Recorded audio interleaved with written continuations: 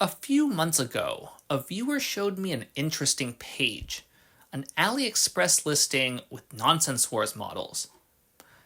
Just to be clear, these designs are clearly stolen from our Rebrickable. We have never licensed anything to anyone. The seller has even lifted pictures and copy from their respective listings.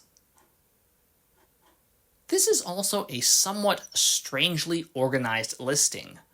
6 different models are offered as color variations, such that the main description always talks about the T1, regardless of the model selection. The pricing looks only marginally cheaper than official LEGO sets, averaging a bit under 10 cents apart. The store has tons of other items like this, most likely also of stolen designs.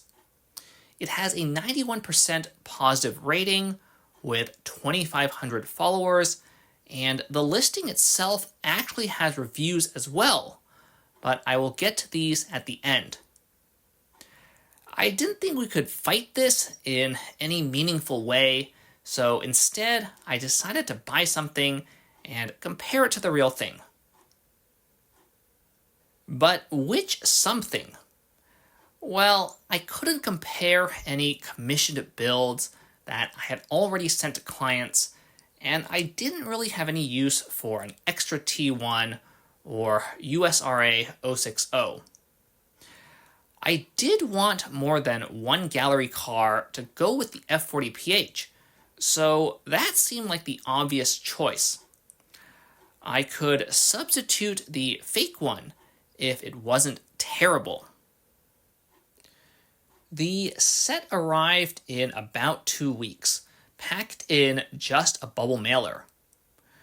Interestingly, it appears to have shipped from somewhere in California, despite AliExpress saying China and the tracking information suggesting international. The parts come in 3 large bags with some small bags inside. We have to message them for the PDF instructions, which are of course just a watermarked copy of the Rebrickable instructions. In light of this, we should actually add our own watermark beforehand. A handful of bricks had a little bit of flashing, but by and large they had no physical defects. The average clutch power seemed comparable to real LEGO, but the variance didn't seem quite as good. Technic elements had particularly erratic performance, with some frictionless pins sticking in holes and some train wheels slipping off axles. In general, the bricks don't join as smoothly as real LEGO, but they nonetheless work much better than the few Mega Blocks I had in my childhood. I did have an interesting experience building from my own instructions. We found a couple bugs and a couple parts that make logical sense, but perhaps not practical sense. For example, I build up these repetitive window structures a couple of parts at a time, but I would personally rather see the entire assembly in much fewer steps since it only has a single layer. We ended up having 2 missing grills at the end, along with a weird variety of extra parts. Not entirely sure if we messed up or they messed up here. So, how does the appearance compare to the real thing? Here, the real car is a cab car, so it is fundamentally a little different, but I can't tell that the fake one is fake from more than a few feet away.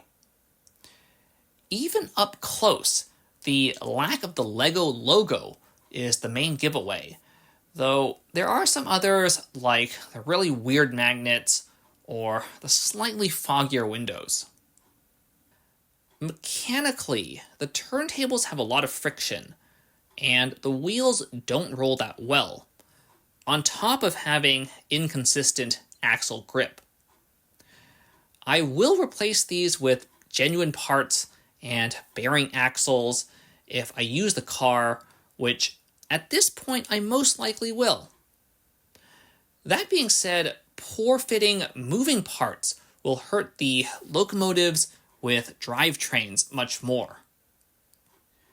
But what about those reviews? Well, one reviewer apparently bought the T1 and found that it did not come with wheels. The rest of the comment makes some sense, as I can't put custom parts on a rebrickable inventory, but the thief did not understand this and/or did not have access to number 11 drivers. I bet the Class 8 does not come with the connecting rods either. Also, while making this video, I saw the report item button, which does seem to allow someone to report intellectual property theft. However, I have to make an account on a separate site and give Alibaba more personal information than I would like. Finally, in general, the model I got wasn't terrible, but it could be much worse for other models. It also was not that much cheaper than real Lego. Either way, please don't support this kind of activity. If you want to support the channel, please consider subscribing or even buying something from our Rebrickable. On that note, this is the end of the video. Have a nice day.